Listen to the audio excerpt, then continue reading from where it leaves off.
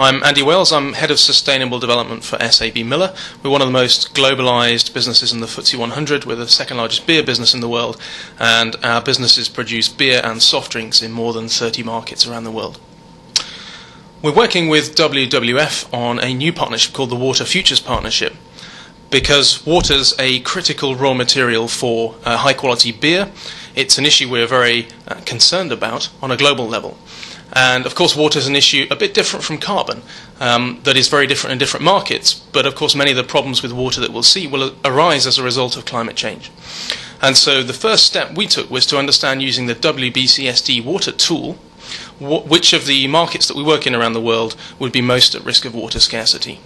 What we did after that was then undertake detailed watershed analysis and watershed mapping at those sites that we thought were at risk of water scarcity. And we used the WBCSD tool for that. We also used water footprinting, and that was the start of our relationship with WWF. We've also had already in train relationships with WWF on the local level in Honduras, in El Salvador, and in Colombia, and in South Africa.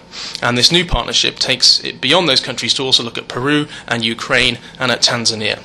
And in each of those markets the partnership will be different.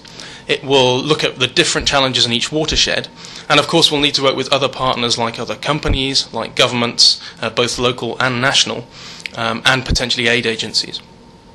Now, the real challenge, though, is to get to making a tangible difference on the ground on water in that particular watershed.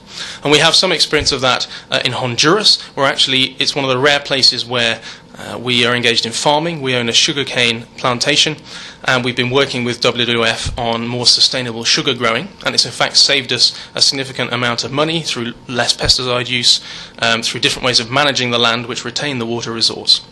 We've also had an interesting partnership with the Nature Conservancy in Colombia, looking at a payments for ecosystem services project in the watershed that supplies Bogota.